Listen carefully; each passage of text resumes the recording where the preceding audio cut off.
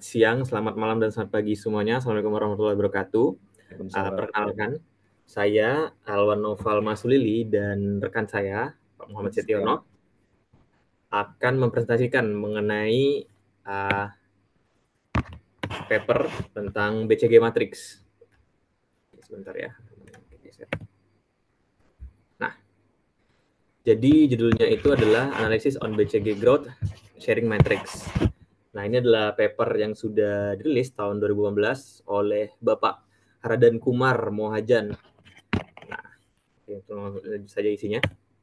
Oke, nah pertama kita harus mengerti dulu tentang outline dari presentasi ini. Nah, jadi yang pertama itu kita akan membahas tentang overview dari BCG ini sendiri. Terus selanjutnya adalah sejarah dari pendiriannya BCG Matrix.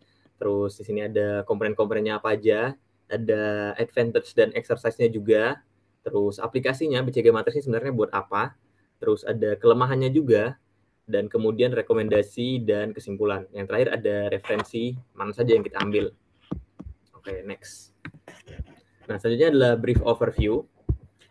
Nah, brief overview nih, ini mengenai tentang sejarahnya BCG. Nah, BCG itu kepanjangannya adalah Boston Consulting Group. Nah, jadi ini adalah perusahaan tentang ini untuk perusahaan konsultan untuk mengenai pengembangan dari sebuah perusahaan. Nah, jadi dia itu didirikan tahun 1963 oleh Bapak yang bernama Bruce Dudlin Henderson. Nah, jadi sebagai informasi aja, dia itu salah satu perusahaan konsultan Big Three, yaitu yang mengikuti juga ada McKinsey dan juga Bain, seperti itu. Nah, jadi dia itu ada bikin sebuah matriks untuk membantu manajer atau para top manajemen untuk menentukan lini bisnis mana yang menarik atau tidak. Jadi itu salah satu poinnya lah di sini. Okay, next. Nah, selanjutnya itu adalah tentang ini sejarah dari BCG Matrix.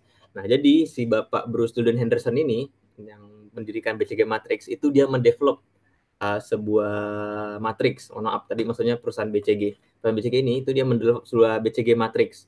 Nah, jadi sebenarnya tujuannya itu dia itu ingin mengimprove efisiensi dan profitability dari sebuah perusahaan. Nah, jadi karena sebelumnya itu pada saat belum ada BCG Matrix, itu para top manajemen itu sulit untuk menentukan sebuah lini bisnis ini profitable atau enggak gitu. Nah, jadi dia develop lah sebuah tool ini yang BCG Matrix, yang mana itu pada dasarnya itu membagi lini bisnis itu menjadi 4 bagian. Nah, jadi mereka akhirnya para si bos-bos ini bisa menentukan planning untuk kedepannya, bagaimana ini perusahaan ini akan dibawa. Oke, next. Nah, jadi apa sih sebenarnya BCG Matrix? Nah, BCG Matrix itu sebenarnya yang di kanan itu kelihatan itu yang sisi horizontal tentang growth dari marketnya, terus yang sisi sisi horizontalnya itu growth dari market share-nya, seperti itu.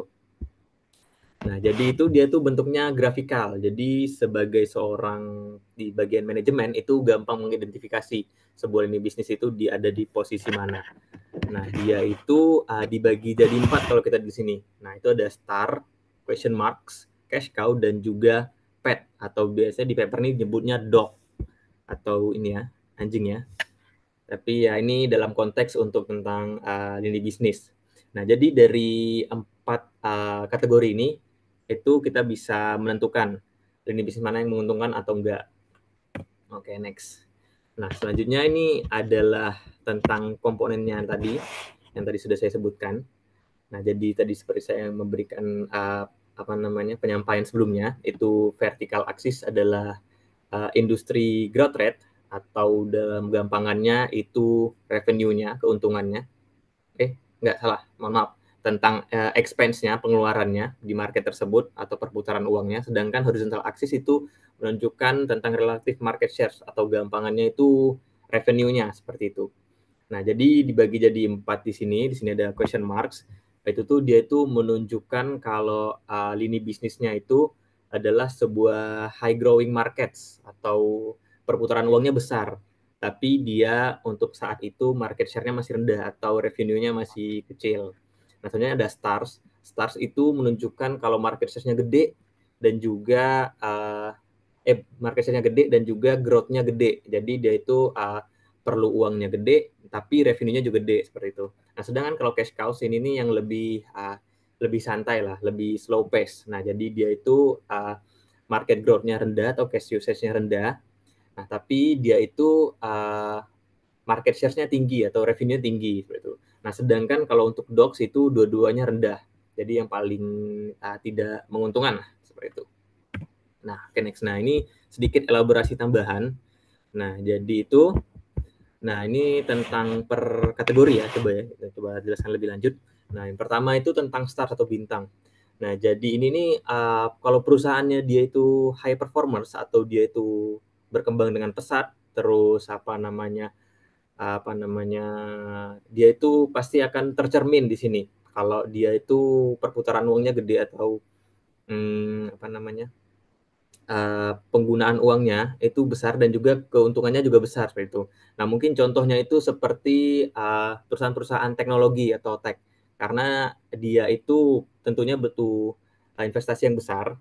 Nah, tapi di situ juga untungnya juga gede karena orang-orang tuh sangat tertarik dengan market ini. Jadi sangat menguntungkan tapi juga apa namanya juga bahaya di kantong karena butuh uang yang banyak seperti itu. Nah, selanjutnya adalah cash cows. Nah, cash cows ini dia itu contohnya tuh perusahaan-perusahaan atau lini bisnis yang pendapatannya tuh stabil, stable earners.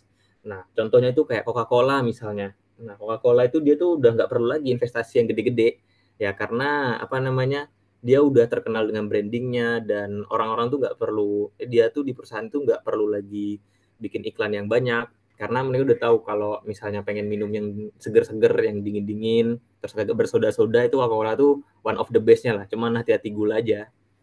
Gitu. Jadi dia generate profitnya juga udah banyak. Nah, selanjutnya question marks. Ini nih yang menarik nih. Ini bisnis menarik. Jadi dia itu fast growing markets atau perputaran uang di market itu banyak banget. Nah, tapi dia itu keuntungannya tuh masih kecil atau low market shares. Nah, jadi di sini itu jadi perusahaan itu menerka-nerka. Ini nih bisnisnya nih akan jadi stars kah atau akan jadi dogs seperti itu. Jadi kayak antara jadi cacing atau jadi naga kayak gitu. Nah, jadi kalau misalnya perusahaan itu yakin kalau itu akan jadi stars, they should invest atau dia harus invest di situ. Tapi kalau misalnya dia kira-kira yakin kayaknya nggak profit deh ini, jadi bagus langsung aja di cut loose seperti itu.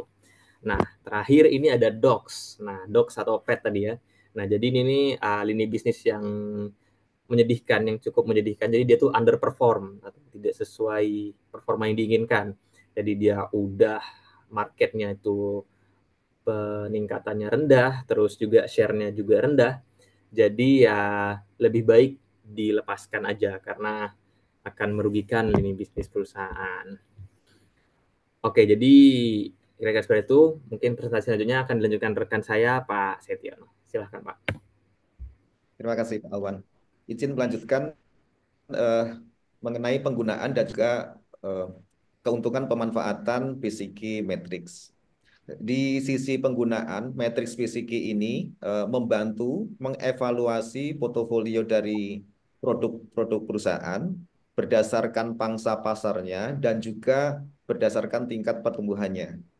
Beberapa perusahaan besar sudah menggunakannya untuk mengidentifikasi unit bisnis dari perusahaan tersebut atau divisi mana yang menawarkan manfaat yang paling besar. Nah, ini akan dimappingkan oleh perusahaan-perusahaan tersebut, yang tentunya akan mempengaruhi strategi bisnis lah ya.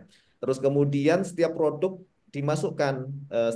dari unit bisnis tadi akan dimasukkan dalam kuadran kuadran tersebut, akan masuk di star, dog, question mark, ataupun yang lain. Ini berdasarkan 4 kuadran matriks tersebut.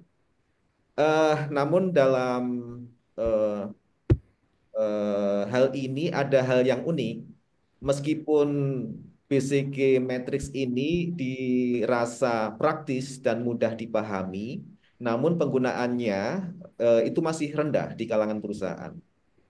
Saya lanjutkan di keuntungan penggunaan BCG Matrix. Matrix ini sangat sederhana dan mudah dipahami. Perusahaan besar biasa menggunakannya untuk mengidentifikasi efek dari volume dan pengalaman, terus kemudian memprediksi tindakan strategi bisnis di masa mendatang, dan juga memandu strategi manajemen untuk efisiensi dan lain sebagainya. Matriks ini membantu menganalisa portofolio produk perusahaan dan berfokus pada arus kas dan karakteristik investasi dari perusahaan. Nah, manajer dengan mudah menggunakannya untuk mengevaluasi kesetimbangan dari produk ya, itu masuk di STAR, CO, question mark, dan DOCS, bisa dievaluasi keseimbangannya. Matriks ini menunjukkan bahwa profit terkait pangsa pasar dan perusahaan dapat meningkatkan pangsa pasar jika menguntungkan. Jadi dengan secara garis besar hanya dengan 4 kategori ya, matriks ini bisa lebih efisien dan mudah digunakan. Next, Mas.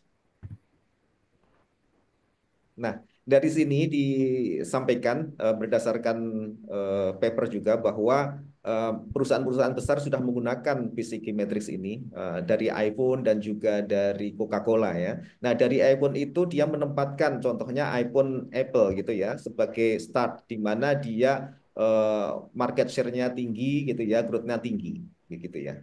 Nah, kemudian iPod iPod Apple itu ditempatkan dalam market growth yang rendah, sedangkan marketnya masih besar. Dia masuk di cash cow.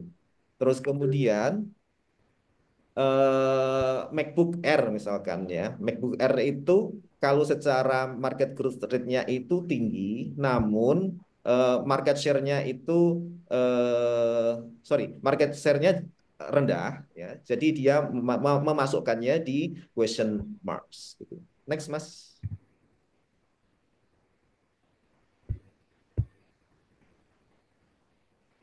Baik, ini adalah poin-poin kelemahan lah ya dari matriks BCG.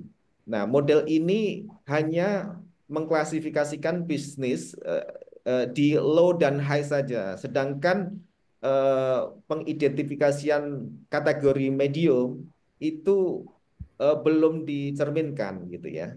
Terus kemudian eh, dalam hal penilaian gitu ya antara tinggi dan rendah itu sangat bersifat subjektif. Ini adalah kelemahan yang tersendiri. Kemudian bisnis dengan pangsa pasar rendah tetap dapat menguntungkan ya. Contohnya DOX itu ya, itu kan unit berkinerja rendah masih dapat bisa saja memberikan keunggulan gitu ya, bisa eh, lebih kompetitif dan mendatangkan laba. Kemudian kelemahan selanjutnya, analisis PCG ini tidak memperhitungkan sinergitas antara unit yang berbeda. Ya. Dia itu sangat independen, sangat independen. Sorry. Terus kemudian pasar tidak didefinisikan dengan jelas dalam model. Kelemahan selanjutnya adalah pengumpulan data tentang pangsa pasar dan pertumbuhannya itu menjadi suatu tantangan tersendiri ya.